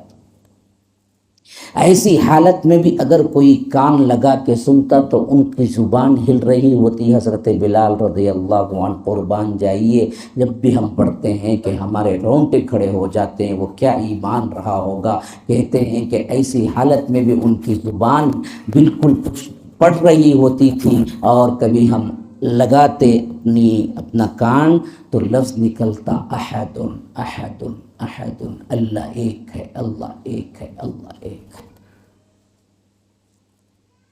پھر رات میں کسی کمرے میں بند کر دیا جاتا، پھر صبح سویرے بغیر کچھ کھائے پیے ویسے ہی پھر باہر لے آتے، پھر ویسے ہی مارنا شروع کر دیتے۔ اتنا مارتے، روز کا روٹین یہ کئی مہینے سالوں چلتا رہا، لیکن اس اللہ کے بندے نے سر منہ انحراف نہیں کیا۔ کہا کہ لوگوں تم جو چاہے کر لو، لیکن غلام جو بناؤ محمد کا میں کبھی وہاں سے نکل نہیں سکتا۔ اس توحید کے لیے مر مٹوں گا، لیکن توحید سے روگردانی نہیں۔ حضرت صدیق اکبر کا گزر ہوا، ام انمار اور اس کے ساتھی حضرت بلال کو مار رہے تھے، جسم سے خون نکل کے جمع ہو گیا تھا، اور کئی جگہوں سے ایسے داغ کی بو آ رہی تھی جیسے آپ گوشت پکائیں، کیونکہ وہاں کی گرمی پر جب بغیر کپڑے کا جسم لگتا تو اس گرمی نے ان کے جسم کو پکا دیا تھا۔ ایسی حالت میں جا کے صدیق اکبر نے پوچھا کہ بدبختو اس کا جرم کیا ہے؟ اگر تمہیں پسند نہیں ہے تو تم کیوں نہیں بیچ دیتے؟ کہا کہ اس کالے کلیٹوں کو کوئی قیمت دے گا؟ صدیق اکبر نے کہا کہ بدبختو تم کو کیا پتا کہ اللہ کے ہاں بلال کی کیا قیمت ہے؟ تم کہتے ہو اس کی کوئی قیمت نہیں ہے، تم کو کیا پتا ہے کہ رب کے ہاں بلال کی کیا قیمت ہے؟ تو اس نے دراصل تنزیہ کہا کہ اچھا اگر قیمت ہے تو تم ہی اٹھا لو، تم ہی لگا لو۔ صدیق اکبر نے کہا کہ ہاں میں 200 درہم دے کے بھی میں لے لوں گا۔ اس نے کہا ہنستے ہوئے کہ صدیق تم دراصل جانتے نہیں ہو کس کو خرید رہے ہو۔ اگر میں سوچا کہ تم اگر 10 دینار بھی کہتے، 10 درہم بھی کہتے تو میں تمہارے حوالے کر دیتا، لیکن تم نے تو 200 دینار 200 درہم کہے ہیں، یہ تو بہت بڑی رقم ہے۔ کہا کہ بدبخت تجھے کیا معلوم ہے بلال کی قیمت؟ میرے پاس تو ابھی 200 درہم ہی ہیں، اگر میرے پاس 2 کروڑ بھی ہوتے، جو بھی مال و دولت ہوتی وہ سب دیتا، میں حضرت بلال کو لے لیتا۔ تجھے کیا پتا ہے؟ اس طرح صدیق اکبر کی غلامی میں صدیق اکبر کے پاس حضرت بلال آئے۔ کہا کہ اذان ہو رہی، ہم پاسو کی حضرت بلال جب صدیق اکبر کے پاس آئے تو کہا کہ صدیق اکبر سے کہ ابو بکر آپ نے اپنی غلامی کے لیے مجھے اس سے آزاد کروایا یا نہیں اللہ کے لیے آزاد کیا؟ صدیق اکبر نے کہا کہ میں اپنے لیے کیوں آزاد کرواتا تمہیں، میں تو اللہ کے لیے تم کو آزاد کروایا۔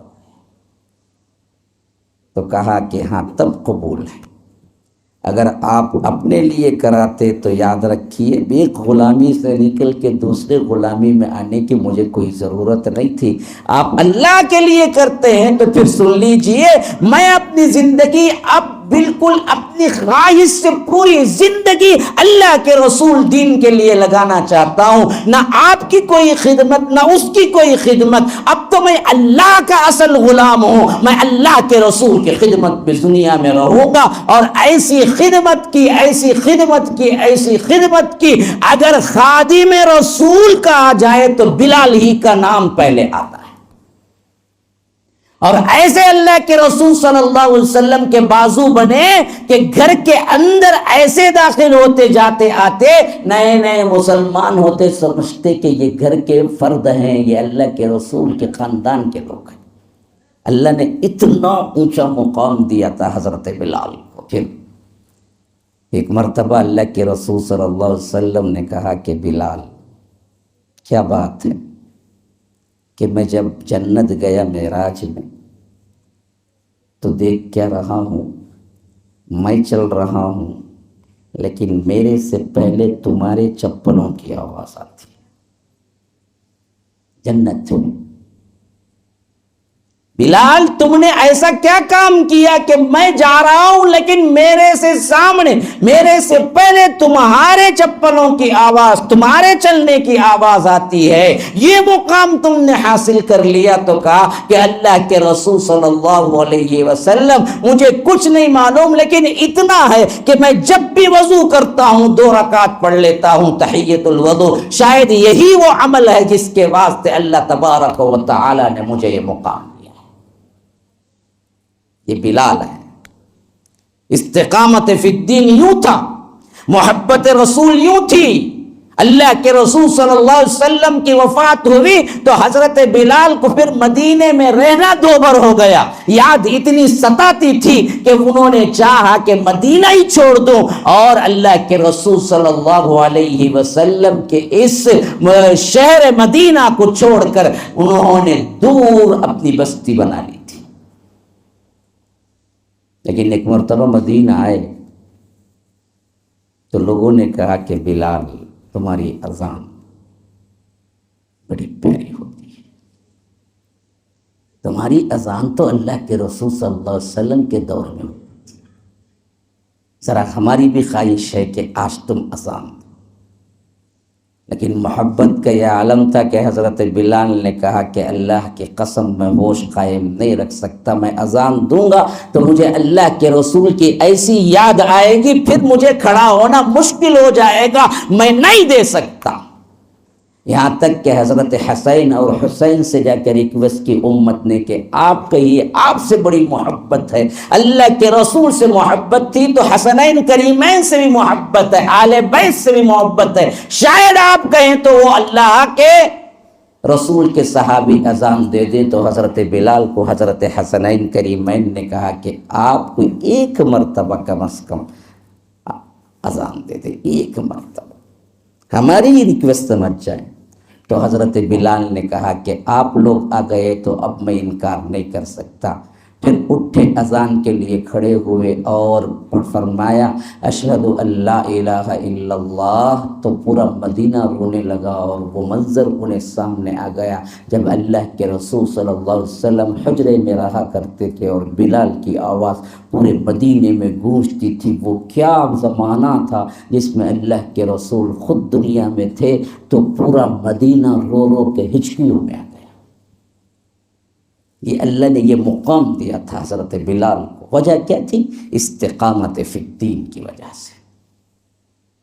ایسی استقامت بتائی دین و دنیا ادھر، لیکن یہ اللہ کا بندہ ایک طرف، حالات کچھ بھی ہو جائیں اپنی پوری زندگی بقیہ ادوار میں اللہ کے رسول صلی اللہ علیہ وسلم اور اس دین کے لیے نچھاور کرتے۔ یہی حالت حضرت خباب کی بھی ہے۔ حضرت خباب بن ارت کا واقعہ تو بہت مشہور ہے۔ حضرت خباب بن ارت کہتے ہیں کہ حضرت عمر کے زمانے میں ایک مرتبہ میرا کپڑا پیٹ سے ذرا سا ہٹ گیا تو میری پیٹ کو دیکھا۔ اللہ کے رسول صلی اللہ علیہ وسلم کے یہ صحابی امیر المؤمنین حضرت عمر نے کہا کہ خباب تمہارا گوشت کہاں ہے؟ تمہاری چمڑی کدھر ہے؟ تمہارے پیٹ میں تو کچھ ہے ہی نہیں سوائے برس کی بیماری میں جیسے جلد سفید ہو جاتی ہے بالکل ویسے ہی سفید ہے، بقیہ کچھ ہے ہی نہیں، ہڈیاں بھی نہیں ہیں کچھ، بس تمہارا پیٹ اور پیٹ یوں لگا ہوا ہے، آخر ہوا کیا تمہارے ساتھ؟ حضرت خباب نے کہا امیر المومنین اس زخم کو تقریباً 20 سال ہو چکے ہیں لیکن آج تک نہیں بھرا۔ یہ وہ تھا جو اللہ کے رسول پر ایمان لانے اور توحید کو قبول کرنے کی پاداش میں ہمارے آقا اور ہمارے دشمنان اسلام اور وہ لوگ جو دشمنی رکھتے تھے میرے ساتھ سلوک کرتے تھے، دہتے ہوئے انگاروں پہ مجھے لٹایا جاتا تھا اور میرا ہی خون میرا ہی پیپ گرتے گرتے گرتے گرتے شام ہونے کو وہ ٹھنڈا ہوتے اور اسی سے لے جا کے مجھے بند کر دیا جاتا، پھر دوسرے دن میرے ہی گوشت میرے ہی پیپ میرے ہی خون سے وہ دراصل انگارے ٹھنڈے ہوتے۔ اس طرح ایک دن نہیں 2 دن نہیں ایسا زمانہ میرے اوپر گزرا یہاں تک کہ میری پوری چمڑی اور جلد اور گوشت جل گیا اور اس کے بعد زخم سوکھا بھی تو ایسا کہ آج تک وہاں پر گوشت پھر دوبارہ نہیں آیا۔ حتیٰ کہ یہ استقامت ہونے کے باوجود جب حد درجہ تکلیفیں بڑھ گئی، یہ روایت بھی قابل ذکر ہے کہ اللہ کے رسول صلی اللہ علیہ وسلم کے پاس کعبۃ اللہ میں اللہ کے رسول یوں ٹیک لگائے بیٹھے تھے، حضرت خباب آئے، کہا کہ اللہ کے رسول آپ ہمارے لیے دعا نہیں کرتے اور ان بدبختوں کے لیے بد دعا نہیں کرتے کہ یہ لوگ ہم پر کیا کچھ ڈھا رہے ہیں مصیبتیں۔ اللہ کے رسول صلی اللہ علیہ وسلم جو ٹیک لگا کے بیٹھے ہوئے تھے یوں بیٹھ گئے، کہا کہ اتنی جلدی تم نے ہار مان لی اور اتنی جلدی آ کے کہہ رہے ہو کہ میں بد دعا کروں؟ ارے تم سے پہلے تو ایسی اذیتیں ہوئی کہ کسی کو باقاعدہ زندہ آدھا دھڑ زمین میں دفن کر دیا جاتا اور اوپر سے آرے سے آدھے دھڑ کو کاٹ دیا جاتا، یا کسی کو زندہ کھڑا کیا جاتا اور اس کو دراصل میخ اور کوئی کیا ہے تیز دار آلے خنجر سے اسے کھڑا کر کے اسے الگ الگ گوشت نکالا جاتا، یہاں تک کہ صرف ہڈیاں باقی رہ جاتی، تب بھی وہ لوگ قائم رہے اس دین پر اور تم جلدی مچا رہے ہو۔ خباب اللہ کی قسم تم دیکھو گے ایک زمانہ آئے گا بالکل امن امان ہوگا ہر طرف، اور ایک سوار بالکل ایک عورت صنعاء سے نکلے گی اور کعبۃ اللہ حرم آ کے حج کرے گی عمرہ کرے گی، اسے اللہ کے علاوہ کوئی ڈر نہیں ہوگا، یہ اسلام غالب ہو کر رہے گا لیکن تم جلدی کر رہے ہو۔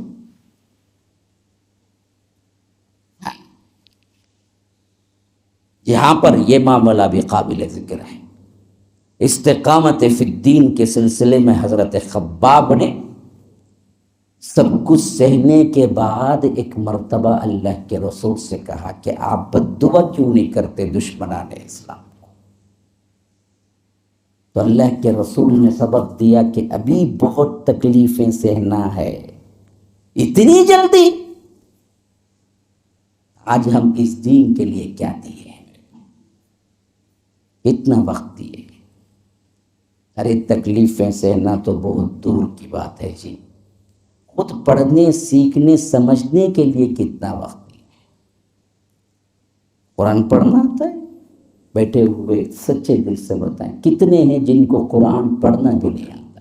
کسی کی 60، کسی کی کیا ہے 40، کسی کی 45، کسی کی 35 عمر ہو گئی، اب تک قرآن پڑھنا نہیں آتا۔ کل اللہ پوچھے کہ بدبختوں نے کھایا پیا سب کچھ اپنے عیش لٹائے اور میرے قرآن کو تو نے کبھی نہیں پڑھا، کبھی نہیں سمجھا تو کوئی جواب ہے؟ کیا جواب ہے؟ کیا جواب؟ کہ یہ آیت ہمارے اوپر فٹ نہیں ہو رہی ہے جو رب نے تعالیٰ میں فرمایا وَمَنْ أَعْرَضَ عَنْ ذِكْرِي فَإِنَّ لَهُ مَعِيشَةً ضَنْكَ وَنَحْشُرُهُ يَوْمَ الْقِيَامَةِ أَعْمَى. جو کوئی اعراض کرتے ہیں میرے ذکر سے، ای ذکری قرآن، میرے قرآن کو پڑھتے نہیں ہیں، چھوڑ دیتے ہیں، فَإِنَّ لَهُ مَعِيشَةً ضَنْكَ، ہم اس کی زندگی تنگ کر کے چھوڑیں گے. آج دیکھیے ہمارے پاس سب ہے لیکن تنگی، ہزاروں کی کمائی. کیسے نہیں بھائی؟ ارے بچی بیمار مل صاحب، بیٹی ہے کو فلاں میں ایسی ہے، بیوی آ کر یہ دردہ میں ہے، خرچہ ہو جاتا ڈاکٹر کچھ پورا اب ہوں گا. تو قرآن پڑھا کبھی؟ کون آج کہتا ہے کہ ہم سکون میں؟ اللہ کہتا ہے اگر تم میرے قرآن کو چھوڑو گے تو ہم تمہاری زندگی تنگ کر دیں گے. لاکھوں کمانے والا بھی تنگی میں ہے، فقیر بھی تنگی میں ہے، ہر کوئی پریشان ہے زندگی سے. بیوی شوہر سے پریشان ہے تو شوہر بیوی سے پریشان ہے، ماں باپ اولاد سے پریشان ہے تو اولاد ماں باپ سے پریشان ہے. آپ دیکھیے اپنی زندگی میں، آپ اپنے اپنے رشتہ داروں میں نظر ڈالیے، کمانے والا ڈاکٹر انجینئر فلاں فلاں سب پریشان ہے، ڈپریشن کا شکار. وہاں سائیکیٹرسٹ ڈاکٹر آئے دن کیا ہے، انہیں کاٹ لیا انہیں کاٹ لیا، انہیں مر گیا انہیں مر گیا، انہیں خودکشی کر لیا انہیں خودکشی کر لیا، انہیں بھاگ گئی انہیں بھاگ گیا.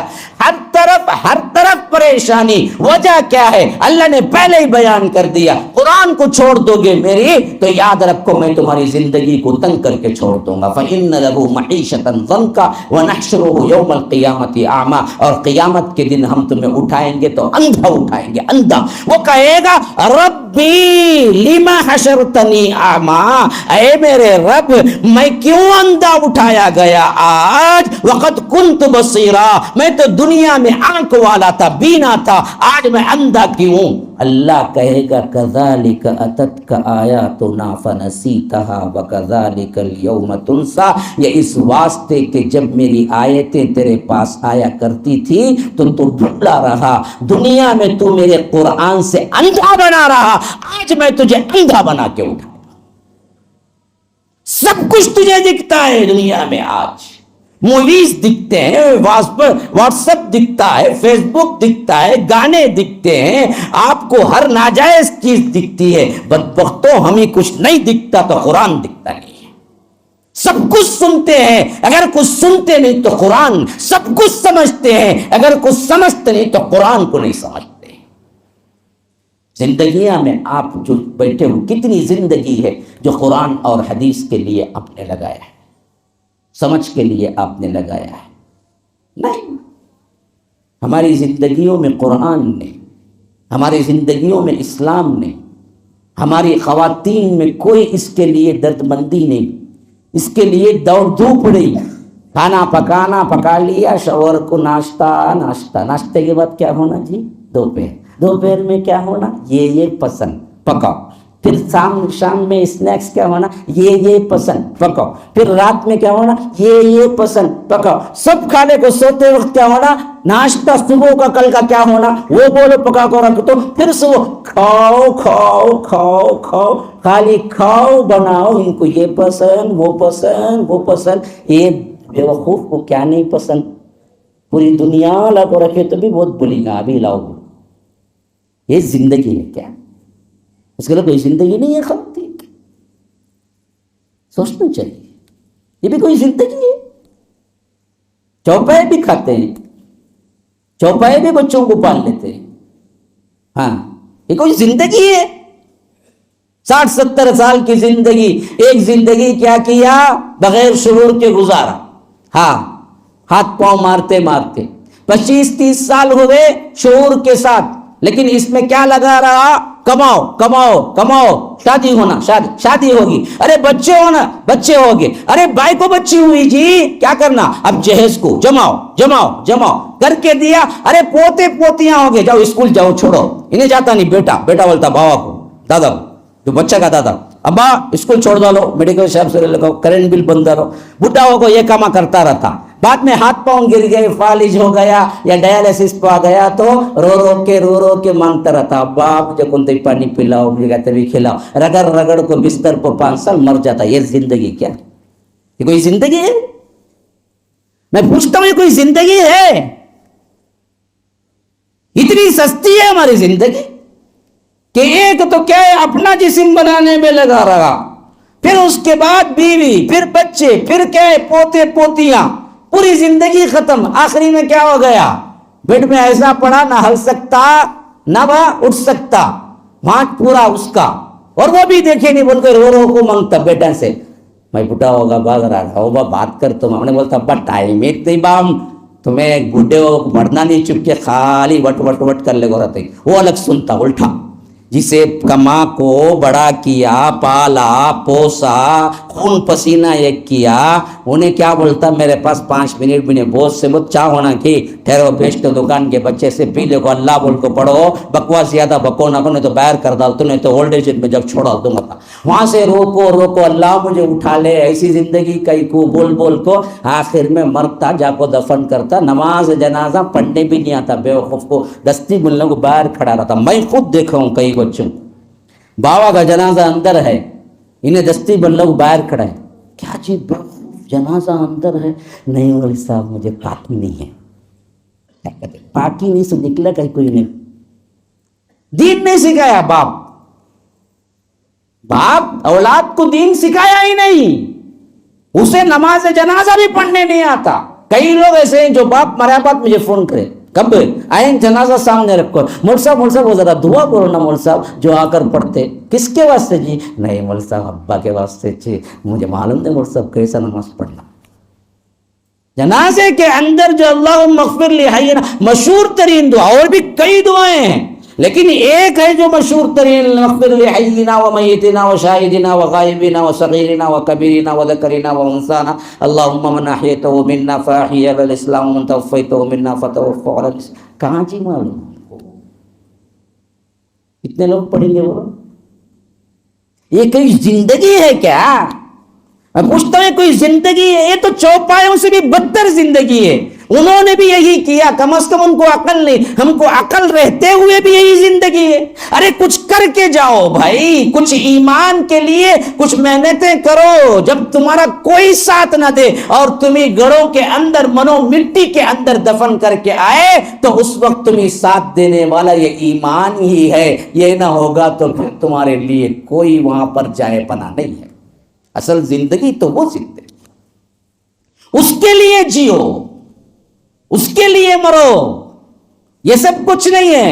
ہاں بیٹوں کو پالنا، اولاد کو پالنا ایک حصہ ہے بس، لیکن اللہ نے تم پر کیا نہیں کیا؟ ہر بچے کو انجینئر ڈاکٹر بنانا عائد نہیں کیا۔ میں پوچھتا ہوں ہمیشہ والدین سے کہ یہ بتاؤ، اگر تم اپنی اولاد کو انجینئر ڈاکٹر نہیں بناؤ گے تو خبر میں سب سے پہلا سوال یہ ہوگا کہ تو اولاد کو انجینئر ڈاکٹر کیوں نہیں بنایا؟ ہوگا سوال کہ تو دکان کھول کو نہیں دیا، مٹھائی کی اچھا انہیں کھا کھا کو موٹا ہوں گا نا؟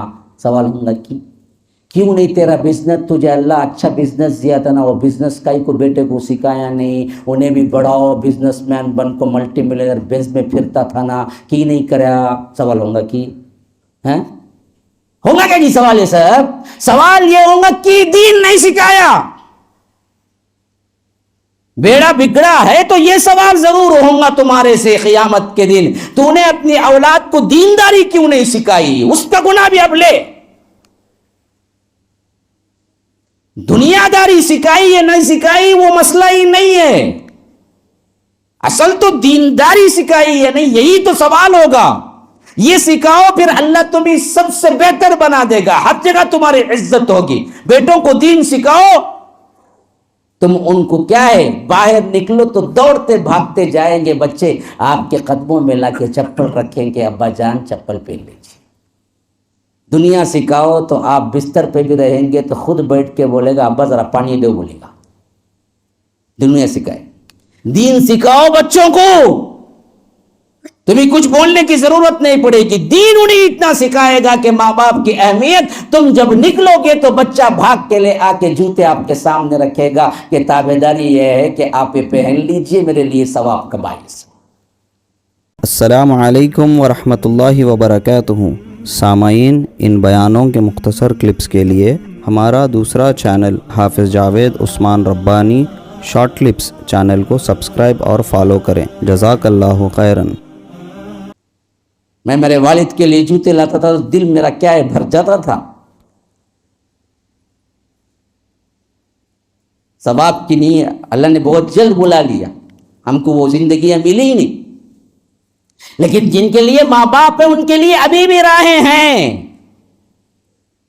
ماں باپ ہی کی اچھائی ہے اس میں کہ تم دین سکھاؤ تبھی تمہاری اہمیت ہو. میں ایک شخص زندگی میں ملا تھا، اس بندے نے جو بات کہی میرے دل میں بیٹھ. اس نے کہا کہ مولانا میں نے اپنی پوری زندگی کٹا کے اپنے بچوں کو جتنا دینا ایجوکیشن دیا، اور آج اللہ کے فضل سے ہر کوئی بچہ سیٹلڈ ہے. لیکن ان کی شادیاں کرنے کے بعد میں بلا کے کہا کہ دیکھو میری ذمہ داری جو تھی وہ میں نے جس حد تک پورا کرنا تھا میرے اختیار میں نے کر دیا، اور تمہارے تمام میری اولاد کو سیٹل کر دی. اب بیٹو اللہ کے لیے تمہاری اولاد کا کوئی بوجھ مجھے نہ ڈالو. ہاں دادا ہیں آپ، ذرا بچے کو باہر لے کے جاؤ، ذرا ڈاکٹر کرنے لے کے جاؤ، اسکول کو چھوڑ دو نہ بولو. میں اب کوئی تمہارے بچوں کا ایک کام نہیں کروں گا. اب جو وقت میرا بن گیا ہے زندگی کا جو بھی باقی ہے میں اللہ کی اطاعت اور کتابوں کا مطالعہ اور نماز پڑھتے گزاروں گا. میں یہ کہہ کے اپنے ہی گھر میں ایک کمرہ بنایا جس کا نام غار حرا رکھا، اور ناشتہ کرتا تھا آ کے وہاں بیٹھ جاتا تھا پڑھنے کے لیے. اور بندہ ویسے ہی رہا بھی کہ اچانک کرونا میں جب میں نے سنا کہ ان کا انتقال ہو گیا تو وہیں پر انتقال ہوا جہاں پر وہ بیٹھ کے پڑھا کر. کتنا دنیا کماؤ گے جی؟ یہ پریشانیاں تو جائیں گی ہی نہیں. اصل میں یہ ہماری ذمہ داری ہی نہیں. اصل ذمہ داری تو دین کی طرف آؤ. آ کے تو دیکھو نا ذرا یہاں کیا اطمینان ہے. مار بھی پڑ جائے نا لیکن دل کے اندر سے جو اطمینان نکلے گا نا وہ اطمینان تمہیں کروڑوں روپے ملنے پر بھی نہیں ہوگا. یہ استقامت فی الدین اور دین کے کام کرنے پہ اللہ یہ اجر دیتا ہے کہ تمہیں دنیا سے مستغنی کر دیتا ہے. دنیا آئے جائے اس سے کوئی فرق نہیں پڑتا. ہاں بڑے بڑے لوگ آپ کو آ کے جھک کے سلام کریں تبھی بھی آپ کو فرق نہیں پڑتا. کوئی آئے کوئی جائے. ہمارے پاس تو اصل دین ہے. حضرت ابو ذر غفاری کا ایمان دیکھو. پتہ نہیں میرے پاس اور کتنا وقت ہے. استقامت فی الدین کے اعتبار سے دیکھو یہاں پر غفاری قبیلہ ایک بہت ہی جنگجو اور ڈاکہ ڈالنے والا قبیلہ تھا. ڈاکو قبیلہ تھا. ایک زمانہ وہ گزرا تھا جس میں خود ابو ذر غفاری بھی شامل ہوتے تھے اور وہ ڈاکوؤں کے لیڈر ہوتے تھے. ان کی زندگی میں ایک انقلاب آیا کہ آخر میں کیا کر رہا ہوں، اور انہوں نے چھوڑ دیا. جب وہ کہا کہ میں اب ڈاکو اور اس طرح کے چوری چکاری کے کام کچھ نہیں کروں گا تو قبیلے کے جتنے لوگ ان کے ساتھ دے رہے تھے انہوں نے کہا کہ جب آپ سرداری کو کینسل تو ہم بھی کینسل. تب ادھر ادھر ہو گئے اور زندگی میں بالکل ایسا ہو گیا کہ میں اچھے سے اچھا بننا چاہا. یہی وہ دور تھا جب مجھے خبر پہنچی کہ کوئی مکے میں ہے جو اپنے آپ کو نبی کہتا ہے. تو حضرت ابو ذر غفاری کہتے ہیں کہ میں جلدی جلدی اپنے بھائی کے پاس پہنچا اور کہا کہ جاؤ اس نبی کی خبر لے کے آؤ جو اپنے آپ کو نبی کہتے ہیں، اور ان کا کیا مقصد ہے اور ان کے کیا باتیں ہیں، کیا حکم ہے، وہ لے کے تم آنا. میں اپنے بھائی کو بھیجا اور بھائی گئے اور وہ اللہ کے رسول صلی اللہ علیہ وسلم سے ملاقات کی. اطراف و اکناف کا ماحول دیکھا، وہاں سے پلٹے سیدھے اور ابو ذر غفاری کے پاس آئے، کہا کہ بہت اچھے ہیں اور لوگ ان سے نفرت اور لوگ ان کی پکار کو سنتے نہیں ہیں، لیکن اصل میں اخلاق میں ہر لحاظ سے بہت بلند ہیں، اور ان کی دعوت کا خلاصہ یہ ہے کہ وہ کہتے ہیں کہ ایک اللہ کو مانو، بتوں کی گندگی سے الگ رہو، اللہ تعالیٰ کے حکم کو مانو، مجھے نبی مانو۔ تو حضرت ابو ذر غفاری کہتے ہیں کہ تو نے مکمل اتنا نہیں لائی، میرا دل اس سے تشفی نہیں ہوا۔ پھر کہتے ہیں کہ تم اپنی جگہ رہو، میں نکلتا ہوں۔ پھر انہوں نے کیا کیا کہ سفر کا سامان باندھا، نکلے، سیدھا پہنچے، اور وہ وقت ایسا تھا 4-5 نبوت کا وقت تھا، جس میں کوئی یہ کہے کہ میں مسلمان ہوں تو جان ہتھیلی میں رکھنے کے برابر تھا۔ مشرکین مکہ بو سونگتے پھرتے تھے، کوئی اللہ کے رسول صلی اللہ علیہ وسلم کے ملنے کی خواہش یا یہ دعویٰ کرے کہ میں ایمان لایا ہوں تو اس کو پکڑ کے لے جاتے، زدوکوب کرتے، مارتے، اور اسے لے جا کے کیا ہے کال کوٹری میں بند کر دیتے۔ ایسی حالت تھی۔ تو وہ آئے مکے میں، تو حضرت ابو ذر کہتے ہیں کہ میں حرم میں پڑا رہا، پوچھنے سے ڈر لگتا تھا، یہاں تک کہ رات ہو گئی تو میں وہیں پر رہا، پورے دن کی غذا سوائے زمزم تھی، کچھ نہیں تھا۔ حدیث بھی اس کی تائید کرتے ہیں، ماء زمزم لما شرب لہ، جو ماء زمزم ہے، جو زمزم کا پانی ہے، وہ جس کے لیے پیا جائے اس کے لیے کافی ہوتا ہے۔ آپ بیماری سے دوری کے لیے پیے تو اللہ تعالیٰ اسے شفا دیتا ہے، بھوک مٹانے کے لیے پیے تو اللہ تعالیٰ بھوک مٹا دیتا ہے۔ وہ کھانا بھی ہے، وہ پانی بھی ہے، خالی پانی میں ہمیں کیا کرتے، اس میں سے لے لے گا کوئی ایک گھونٹ ڈال کو 10 گلاس اوپر ڈال کو زمزم کا پانی کہتے ہیں۔ اصل زمزم کا پانی جو ہے نا وہ آپ پیتے رہو، خالی زمزم کے پانی سے 10-15 دن گزارا جا سکتا ہے بغیر کھائے۔ علماء لکھتے ہیں کیونکہ وہ کھانا بھی ہے، پانی بھی ہے۔ تو زمزم پہ رہا میں، یہاں تک کہ رات ہو گئی تو حضرت علی سے ملاقات ہوئی، جو اجنبی تھے اس وقت دونوں کی۔ انہوں نے پوچھا کہ کیا مسافر کو اپنی منزل نہیں ملی، یعنی اجنبی لگے۔ تو حضرت علی نے کہا کہ آپ اجنبی ہیں، آپ کس کام کے لیے آئے تھے، وہ کام پورا نہیں ہوا؟ تو انہوں نے کہا کہ نہیں ہوا۔ کچھ کھایا؟ کہا کہ نہیں۔ تو لے گئے اپنے ہی گھر میں کچھ کھلایا، رات وہیں پہ گزاری، پھر صبح آ گئے، پھر حرم ہی میں پڑے رہے۔ اتفاق سے دوسری رات بھی جب دیکھا کہ وہیں پر ہیں تو انہوں نے پوچھا کہ مسافر کا کام آج بھی نہیں ہوا، یعنی آج بھی آپ کا کام پورا نہیں ہوا؟ کہا کہ نہیں۔ تو حضرت علی نے کہا کہ چلو میرے ساتھ گھر لے گئے۔ گھر میں جب آئے تو تب کہا کہ اصل بات بتاؤ کیوں آئے ہو؟ حضرت ابو ذر نے کہا کہ اصل بات میں اس وقت بتلاؤں گا جب آپ وعدہ کریں گے۔ کیا وعدہ کریں؟ کہ میں جو راز کی بات کہہ رہا ہوں وہ کسی سے آپ نہیں کہیں گے۔ کہا کہ اچھی بات ہے، بتاؤ کیا ہے؟ کہا کہ یہاں ایک نبی ہے، اس سے ملاقات کے لیے آیا ہوں۔ ڈر یہ ہے کہ کوئی ایسا مخالف نہ مل جائے جو مجھے راستہ بھٹکا دے۔ حضرت علی نے کہا کہ فکر نہ کرو، ہم بھی اسی کی پیروی کرنے والے ہیں، بس یہ ہے کہ اطراف کا ماحول بڑا چوکنا رہنے کا ہے۔ میں تمہیں لے کے صبح نکلوں گا، تو اگر کوئی خطرہ پیش آئے گا تو میں کچھ کام کرنے کے نیت سے ادھر ادھر ہو جاؤں گا، تم بھی ادھر ادھر ہو جانا۔ اگر کوئی نہیں ہمیں دیکھ رہا ہو تو خاموشی سے ایک وقفہ رکھ کر، ایک فاصلہ رکھ کر میرے پیچھے چلتے آنا، اور میں جس گھر میں داخل ہوں گا تم بھی داخل ہو جانا، یہیں پر تمہیں اللہ کے رسول صلی اللہ علیہ وسلم ملیں گے۔ اور صبح سویرے حضرت علی نکلے، راستے میں کوئی نہیں دیکھا، اور حضرت ابو ذر غفاری چلتے چلتے چلتے اللہ کے رسول صلی اللہ علیہ وسلم کے پاس پہنچ گئے۔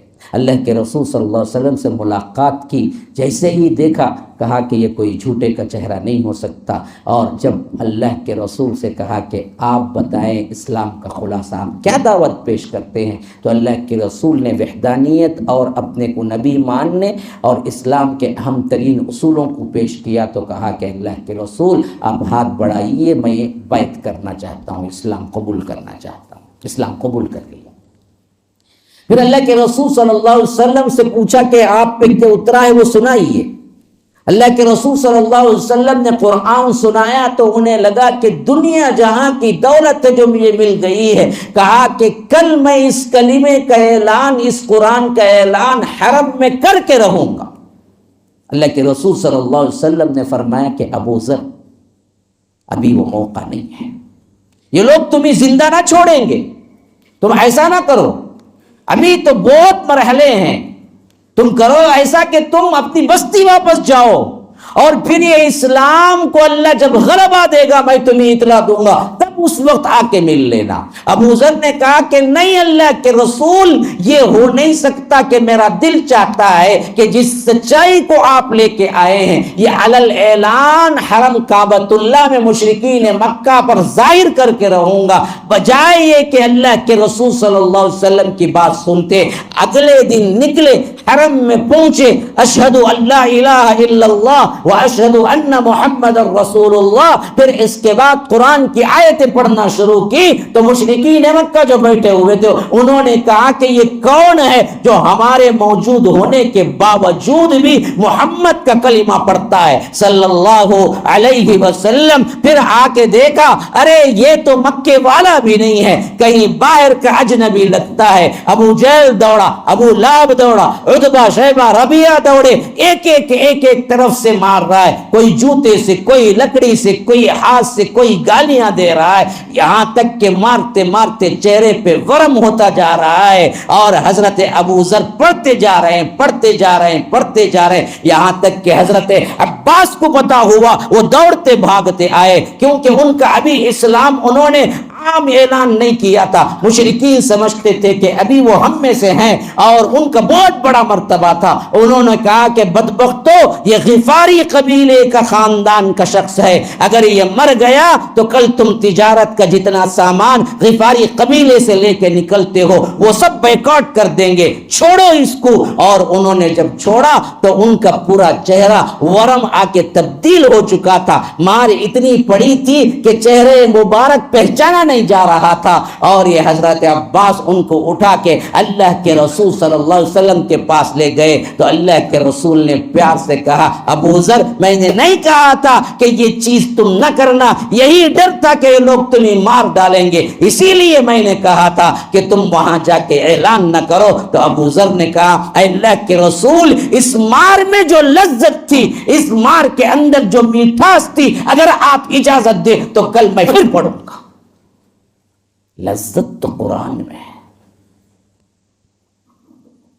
لذت تو میٹھاس تو اللہ کے کلام میں، سکون دل تو قرآن میں ہے۔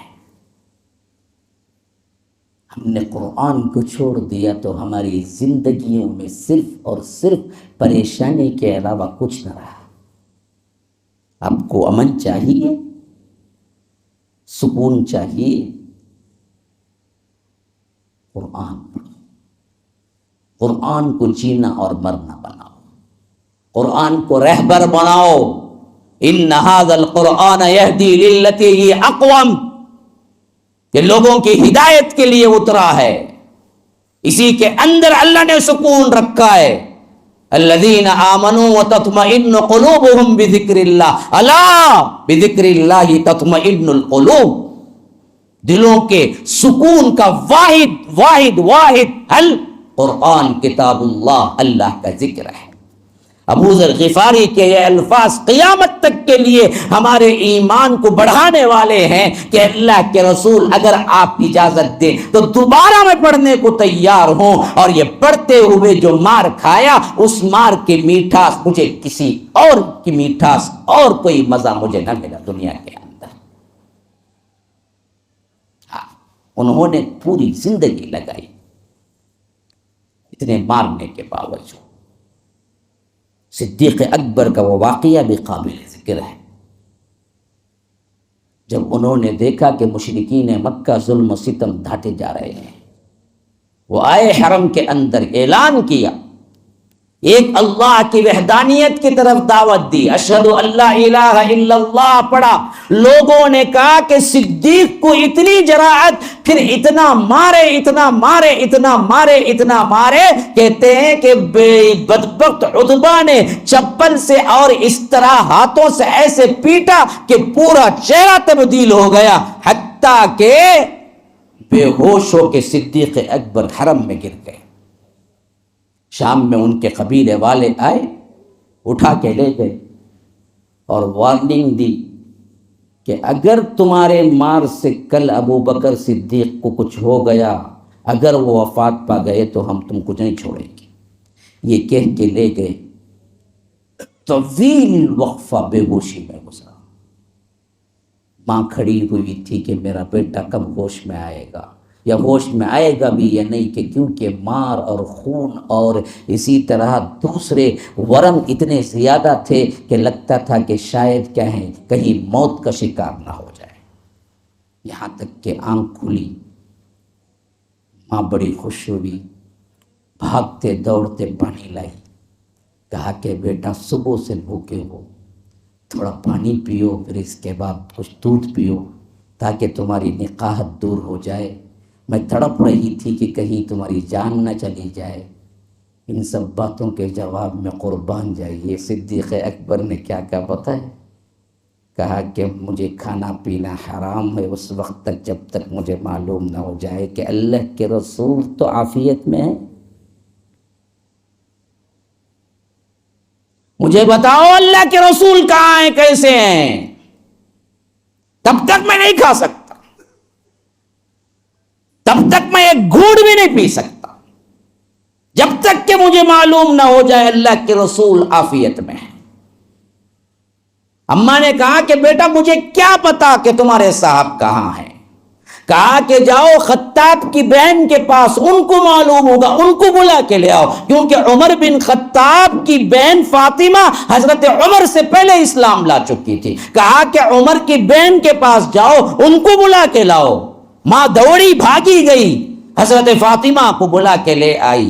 جب وہ آ گئے تو حضرت فاطمہ سے پوچھا کہ مجھے پہلے بتاؤ اللہ کے رسول صلی اللہ علیہ وسلم کیسے ہیں؟ حضرت فاطمہ نے کہا کہ فکر نہ کیجیے، اللہ کے رسول صلی اللہ علیہ وسلم سیف ہے، مشرکین مکہ نے وہاں پر کوئی حملہ نہیں کیا۔ پوچھا کہاں ہیں؟ تو حضرت فاطمہ نے ادھر ادھر دیکھا، اشارتاً کہا کہ آپ کی ماں کھڑی ہوئی ہے۔ یعنی راز کی بات ہے، کیونکہ چھپ کے رہا کرتے تھے۔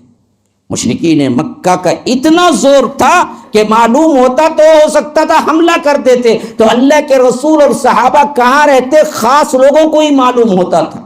اسی واسطے صدیق اکبر نے پوچھا کہ کہاں ہے اللہ کے رسول؟ تو حضرت فاطمہ نے کہا کہ تمہاری ماں بھی کھڑی ہوئی ہے۔ کہا کہ وہ کوئی مضر نہیں ہے، وہ دل سے چاہتی ہے، مجھے ان کا کوئی مسئلہ نہیں، تم بتاؤ کہ اب کہاں ہے؟ فرمایا کہ ارقم بن ابی الارقم مخزومی کے مکان میں ہے، جو کہ سب سے پہلے اسلام کا مرکز بنا دار ارقم۔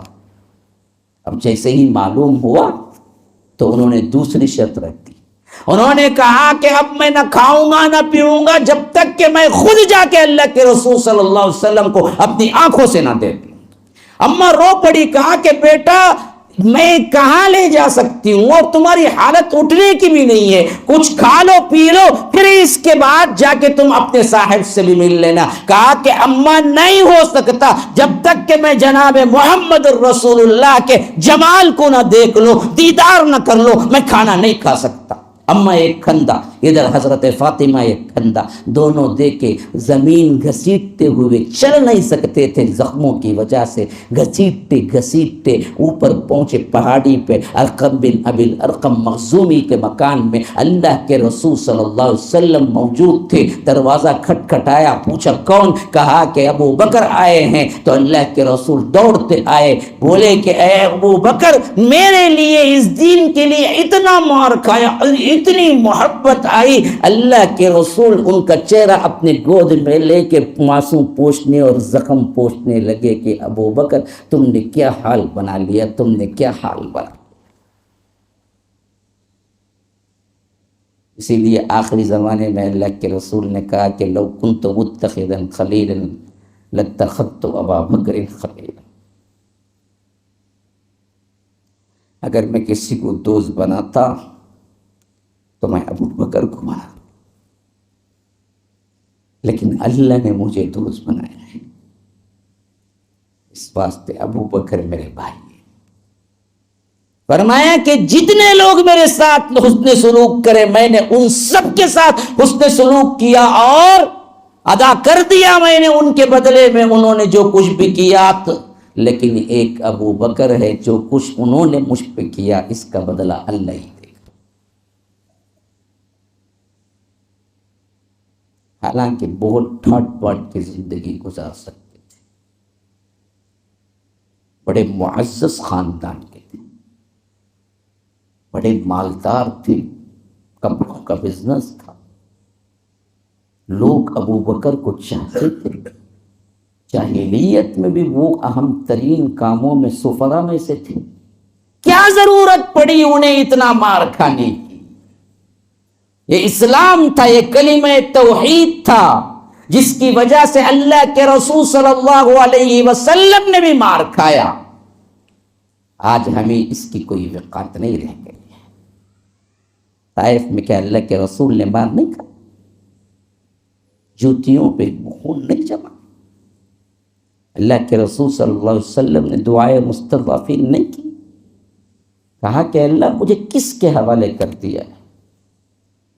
ان شروروں کے حوالے جو تیرے رسول کو پہچانتے نہیں، جانتے نہیں۔ انہوں نے اتنا مارا کہ اللہ کے رسول کے جسم مبارک سے خون نکلے، کیا ضرورت تھی؟ بنی ہاشم کے خاندان کے معزز ترین فرد تھے اللہ کے رسول، جاہلیت میں پڑکے بجھاتے تھے قوم۔ یہ اسلام تھا، لا الہ الا اللہ کا کلمہ تھا میرے بھائیو۔ اس کو پڑھ لینے کے بعد یہ پھولوں کی سیج نہیں ہے جو چاہے منمانی زندگی گزارو، یہ کانٹوں کی راہ ہے جس میں تمہیں تکلیفیں آئیں گی، ان تکلیفوں کو سہو تب کامیاب بنو گے۔ جی چاہے جو مرضی کرتے رہو تو آپ نے امتحان میں کوئی کیا ہے مار کھیل لیا۔